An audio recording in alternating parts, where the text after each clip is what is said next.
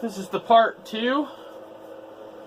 Well, not necessarily part 2. This is the spoiler version of the Birdman Rooster show. We're going to be talking about Logan and King Kong. But this one has spoilers, so if you haven't seen the movie yet, and you don't want to be spoiled, like you don't want any spoilers or anything, don't watch this. Yeah, we have another video that you Yeah. could go and watch without spoilers. Yeah, so, there's another one without spoilers that you could watch. We gave you guys a review on that one, and now we're gonna give you the one with spoilers. Yeah, where it's like our honest opinions about certain scenes, what happened, and certain things what went on in the movie. Yeah, exactly. It's gonna be fantastic. So, we'll start off with Logan once again. Yeah. So, take her away there, Jim. I ask you something, you ask me something? Yeah. Okay. What was your favorite scene overall? My favorite scene overall? Yeah. My favorite scene overall was... Oh man, that's difficult. There was a lot of good scenes in that film. I mean, even though it was sad at the end, when Logan... Spoiler! Logan dies. Well, if you're already watching this video all the way up into here now, we already warned you, so don't get butthurt. Yeah, don't get butthurt. Also, Charles Xavier dies as well. He gets fucked up. He gets stabbed by a clone of fucking Logan. That was actually my favorite scene, was the farm scene. Even though it's really fucked up, I like the farm scene. I don't know. I liked the beginning scene. The one with the cholos? Yeah, with the cholos. He got pissed off. I even got pissed off sitting there in the... I was like, oh, fuck him. Come on, give it to him. I was just laughing so hard. I mean, I thought it was hilarious. Like, he's cutting dudes' heads off. He's got a fucking claw that's not even full all the way out. Yeah, he has to grab it and pull it out all the way. Yeah, he fucking slices up a fucking shotgun and shoots the limousine and everything. He gets super duper pissed off. And it's just, it makes the whole scene that much more funny. And it made it that great. What was your saddest scene? The saddest scene, I would say the end, but at the same time, the saddest scene was the part when they were showing what the Mexico, I would say, factory, because they were making kids what had powers. Oh yeah. Out of women and gene cells and all that, seeing all of those kids getting mistreated. Yeah, it was really messed up. I mean, there was like, who experiments on kids? Like, that's fucked up. On so who goes out and kills a bunch of kids and makes it their top priority, though. Yeah. Yeah, exactly. I mean, it's fucked up. It's really fucked up. But it's good. It was good. It was good. And I mean, it shed some light, because I kind of wanted to know how the whole process, how they made them and everything went. And also, another spoiler alert. She is his daughter. Yeah. I told you that too. I was like, oh, is he the daughter? Is she the daughter? And you're like, no, she's a clone. I was like, I think she's the daughter, because... See, in the comic books and everything, it showed that she was a clone. But I didn't know she was his daughter. Well, with using his genes, which was basically donated sperm. Yeah, exactly. Wolverine was down on some cash. Yeah. he was down on some cash. He needed to, come on over to the spank and bake and get her loose. Alright. But it was kind of cool because it showed his actual name, James Howlett, where that was his actual name before it was Logan. Logan's is like his nickname and everything, or the name that he got, like, after he didn't know what was going, after his memory was erased. Yeah. I mean, if you've watched X-Men, I mean, you understand. Yeah, the part, like, when, it's not a spoiler because it's an older movie, when he gets his instead of bone claws, he becomes those aluminium or whatever the hell they're called, the metal ones. Oh yeah. But it's, I mean, it's really cool. My question now. Yeah, it's your question. Right. What did you think about the plot? The plot? Yeah. Excellent. Yeah. Well done. I mean, it really was. I mean, it kept you on your feet. It kept you suspenseful. I kind of wish they would have brought more X-Men characters into it, and not just Charles and Logan. Like, they could have had a cameo impression. There was no Stan Lee cameo appearance, ladies and gentlemen. None. There probably could have been, but we weren't looking like each play at everything in the background. We were watching the actual movie. Yeah. As far as I know, I couldn't probably be see Easter eggs later when it comes out for DVD, or when people see it on like illegal movie sites, and they'll point them out like, look at that Easter egg right there. They do some fourth wall breaking though. Yeah. X-Men comic books.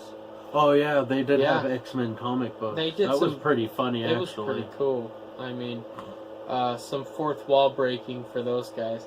I mean, it seems like such an ordinary movie, and then they just throw in the mutant aspect of the whole show, and it makes it like... I wasn't really a big fan of how helpless Logan was in that movie. Yeah. Instead of him being like, okay, I'll jump up on this car, kill all of these guys, he was more or less getting his ass beaten and then getting mad and killing people. Yeah, he was really good at getting his shit kicked in that show. And I wish he could have done more. By humans and non mutants. Like, all the there is a mutant part that he gets his ass kicked, which is his clone. Yeah. But I'm saying, like, normally in the other movies, it's mutants that are kicking his shit in. But now it's humans that are kicking his shit in. Like a bunch of... they are called cholos. I'm not being racist. They're called cholos in the movie. Yeah, that's what they call them. They kick his ass, and then he gets all pissed off, and that's the point when I said I got pissed off at it. Was that in this video or the last video? What? When I said I got pissed off when he got pissed, when you started getting pissed off and getting his shit kicked in. No, I'm pretty sure that was just what started coming in, because that was part of the spoiler. Yeah, okay, yeah. Like I was saying, when I got all pissed off, because I'm used to Wolverine just immediately when he sees danger just runs up and kills everybody instead of just being on the ground getting his shit kicked in. It bugged me a little bit. It bugged me. It bugged me quite a bit. I mean, I wish Wolverine could have done more throughout the whole film. I mean, even though that he was basically fucking, like, powerless when it came to the healing factor. He's pretty badass though. He would just go on and he would pull off some martial arts skills without even having to use his fucking claws. I mean, just to be fair, there is a lot of heads getting. There's a lot of decapitations in that film. A lot of gore. I thought when you said a lot of martial arts stuff, I thought of more of martial arts being the little girl what came from a lab and knows how to fucking move around a fight. It kind of bugged me because she straight up jumps up on people like fucking Rey Mysterio and like WWE and shit. Well, like she'll just come up and just like fucking flip up out of nowhere and just come down on him. She screams a lot during Jesus, it's like, calm down. Like, what the fuck? Yeah, I get that it's a little girl, or little boys can do it too. I'm not trying to be, like, sexist or anything, but normally in movies, little girls are very hyper and scream a lot, but agreed. In the movie, while fighting, she'll, the whole entire fight she just scene. Screams in every one, and it's like fucking psychotic scream, like bloody murder scream. Yeah. It's not she, like, screams and then takes a break, and then screams and then takes a break, like... She's like yelling, help me, but without actually yelling, help me. She's just screaming like... Yeah. If you were to replay somebody getting scared multiple times. Yeah. It was all the same note, too. It kind of... Yeah, it never changed. I thought it was funny how she was actually doing martial arts moves when it shows her timeline of her getting out of the place where she was born. And she just automatically knows how to fucking kick some ass. Yeah. She automatically, like, knows how to like fuck people up. So Well, you do have the sharpest blades in the world, but at the same time, she's all jumping on her, putting her like those martial arts moves where their backs together and they roll over, and then she like stabs him in the gut. Oh, then yeah. stabs him in the gut, jumps up and does all of this acrobatic shit, and it's just like, where did you have the time to learn this when you were in a car the whole fucking time? I agree completely. Yeah, it's just off topic, or not off topic. It was just off like. Yeah, it was like, kind of. It was kind of. It kind of made you wonder, like, in the story. But it was kind of cool at the same time. I mean, the shit she would do just fucking freaked you out. Yeah. But also another cool fact about that is that if you notice in the film, she has fucking claws coming out of her feet. Yeah, those are pretty fucking mean too. I don't need to point at you like. Yeah, they're fucking mean. They're Yeah. To you guys. Yeah, no, like they have her arms all. Like one guy has her arms, and then another guy has her arms and she just kicks the blades out through her feet and just jams it into the guy's neck. It's fucking nuts. Like, the amount of gruesome kills in that film is awesome. And if you notice, there is a scene in everything that Charles makes it, like, clear. Like, the reason she has claws on her feet is because she's a female Wolverine. Yeah.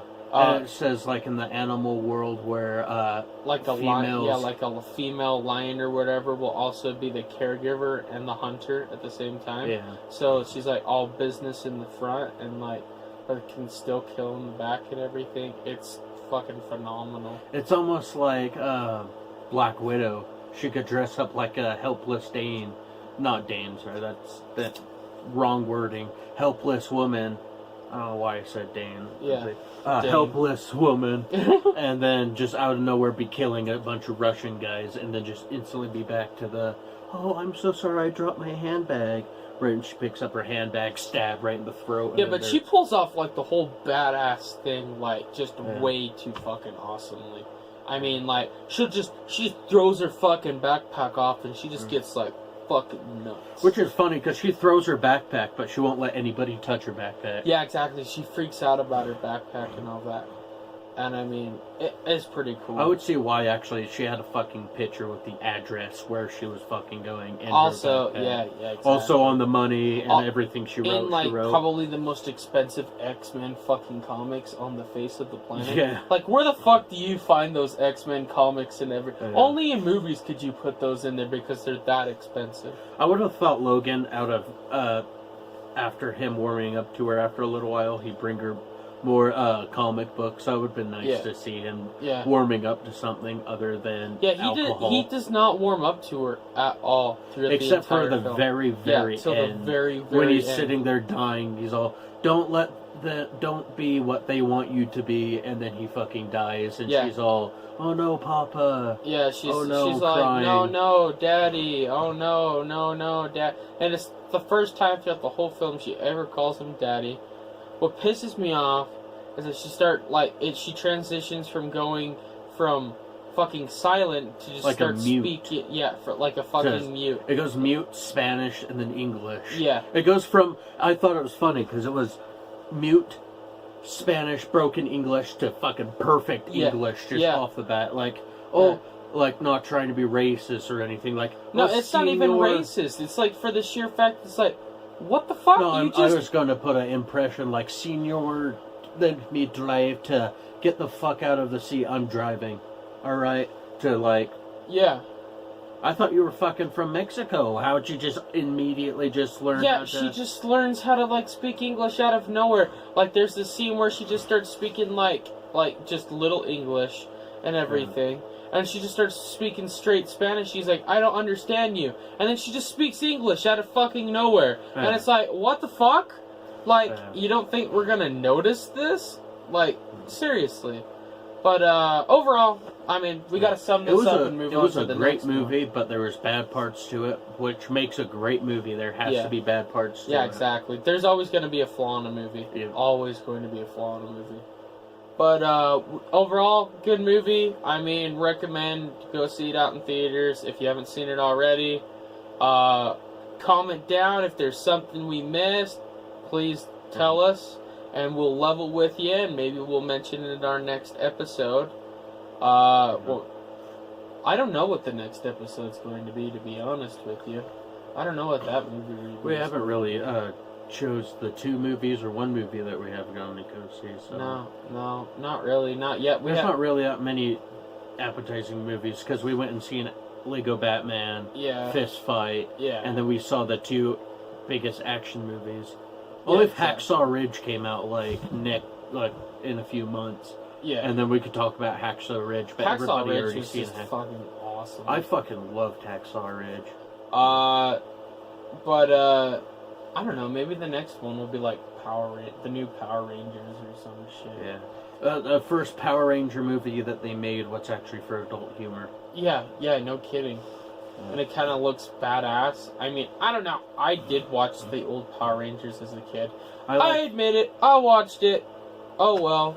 I won't lie, I watched the old Power Rangers too, and I thought every single pink Power Ranger and yellow Power Ranger was fine as hell. And they also found women what are fucking fine as hell in the new ones that I'm excited to see. Because I'm a guy, I like women. And if you have like if you have an actor what's hot, and then it goes from a girl what's hot to not being hot, it kind of ruins the immersion for me. It's like you fucked up somewhere that you need to go back, and I hope your next movie is not fucked up. So but we'll get into that in the next episode. We'll put some Power Ranger shit in there. We'll go and see that. We're super duper fucking excited. I'm super excited for movies that are coming up. We got Justice League coming up. We got the new Wonder Woman. I mean, I never thought I'd be a Wonder Woman fan until I actually watched the trailer, and it looks sick. I like the Wonder Pirates Woman. of the Caribbean 5 coming out. Dead Man Tell No Tale. Fuck, that looks awesome. We have Spider-Man Homecoming coming out here pretty soon. I haven't heard anything about Spider-Man Homecoming. I'll have to show you the trailer for that. But we're done with Logan, so we're moving on from superhero to monster. We're going to King Kong spoiler review. Start us off, Trev. Okay, what was your favorite exciting scene in the movie? My favorite exciting scene? Yeah. Was when they were all in helicopters and everything, dropping bombs and shit to Black Sabbath. Yeah, that was pretty cool. Yeah. I enjoyed the storm when they're going through the storm and the pilots are shitting their pants and Samuel Jackson's just sitting there talking about the Bible. Was he in the Bible? What was that guy's name? I don't know. He does a lot of Bible verses in his movies. He built, it was about the guy who built the wax wings and his father told him not to fly too high because the sun will melt his wings, and he flies too high and keeps flying higher and higher. Yeah, like we all know, melts his wings and goes flying down. We all know Samuel Jackson and his philosophy. He's like the biggest philosopher on the face of the fucking planet. I mean, you watch Pulp Fiction and he reads an article out of fucking like the Bible, every time before he goes to kill somebody, he's reading something from the Bible. Yeah, exactly. Oh, also in the film, ladies and gents, to top the monster movie off, if you've ever seen Jurassic Park, you know Samuel L. Jackson is in Jurassic Park. When you watch Jurassic Park, there's a scene where he says, "Hold on to your butts." And he says it again when they're going off in the helicopters to the storm. It's fucking awesome. It brings a throwback, and it's like, yes! He said it! You could say it might not be an Easter egg, but Samuel Jackson swears a lot in his movies. Yeah. He could be like, your asses are going to get fried if you don't hold on, or hold on to your hats, or something. But he says, hold on to your butts. And it's like, you instantly knew that was a movie quote from fucking Jurassic Park. And it's awesome because he went from one monster movie to another monster movie. Fucking made everything fantastic. Alright, Trev. What scene was the most gruesome? Gruesome? I think the most gruesome scene for me was probably... that's kind of a hard one. Right? I said it. Probably when they napalm fucking King Kong. That was probably pretty fucked up. In my opinion, the most gruesome scene was when that log and everything comes up, and you turn around, there's a jump scare, and the skull fucking crawler just instantly just like grabs the guy, and you just see blood splatter everywhere, and it's like, oh shit! It's funny because skull crawlers have teeth, but they swallow their victims whole because they're a lizard. I don't know. I didn't understand that. Yeah, one scene where he was splattered and everything, like there's blood splatter, and then you have the scene where like it's just gulping them whole. Yeah. Just numb. Yeah, numb, and then there's one where like one of them comes over and it kills John Goodman, but it's like a Jurassic Park scene where they just grab him half full and then just chomp on him and swallow him. Yeah, there's no blood splatter, and it's like, well, why was there blood splatter before if there was no blood splatter later on? They may have been just trying to add on to just the jump scare of right when the guy turns behind. I don't understand how he heard him. I think he just... Oh, wasn't the bug running? I thought the bug was just like trying to be a friendly bug, and then he starts shooting at him. He's like, well, fuck you. I guess we aren't going to be friends. I'm going this way. Yeah. He turns behind him and just pops out at you. Yeah, he just comes out of no... There's some jump scares, so be well aware. Me and Trev, we fucking hate jump scares. Yeah. Even though I watched the one in the gas and you had to look away. I did. You could tell was coming, so I was knew there was a jump scare ahead. coming. But when that fucker came out of nowhere and just grabbed that one dude, it's like, oh. Yeah, the people in front of us even. Yeah. Oh, yeah. That's the only bad part about thrillers is the fucking jump scares. I hate jump scares so much. But it's pretty cool. You got another question? What was your favorite sad scene? Sad scene? Yeah. There's like 2 or 3 of them in. Well, there was like there was 4 or 5 of them in. Yeah. I think the saddest scene, in my opinion, was when the guy they're coming down to rescue the other helicopter and everything, and then Kong just smashes him right down. Yeah. Like, he didn't give him a fighting chance. It was brutal. It was like, kind of, you lost your humanity right there. Yeah. It was another sad scene, in my opinion, was when Samuel L. Jackson napalmed King Kong, too. I thought it was sad when, fucking King Kong throws the big one into the wall right next to the girl, and he sees the girl fall into the water, and he's all sitting there like, oh shit, I realize what I did, but I have to kill this and then save her afterwards. Like, yeah. And then he thinks she's all dead and shit, and then just leaves her down. He's like, well, fuck, I killed her and leave it. And then looks behind him, and she's alive. He's all... He doesn't really jump up and down and go like that. He just shows a look like he's all... Yes, she's alive. Sweet. I'm going to go over here now. Yeah, exactly. He shows... It's not like any other King Kong movie. He shows little emotion. Yeah. And then he's done with emotion. He stays with the monster aspect of the whole film. I was depressed because there was no Godzilla at the end. I was waiting for a Godzilla opening. But there was no Godzilla at the end, like a Godzilla roar. Because the whole purpose... See, if you remember, there was a couple years ago where they made a Godzilla movie, and it was a newer one, and it had the dude that played Quicksilver in The Avengers, and then it had Bryan Cranston, who was in Breaking Bad as Walter White, and Godzilla was just fucking nuts. I mean, I loved that Godzilla. Like, he was fucking awesome. like breathing fire and shit. Like it didn't even look like fire; it looked like a laser coming out of his fucking mouth. But that like, reminds me, I need to ask you another question about the movie. But go ahead. But the whole reason that they made a King Kong Skull Island movie is that's the sequel to the Godzilla, and they're going to make the Godzilla and King Kong movie one huge mashup movie that's supposed to be sick as hell. I mean, it's like a new modern version between the two monsters.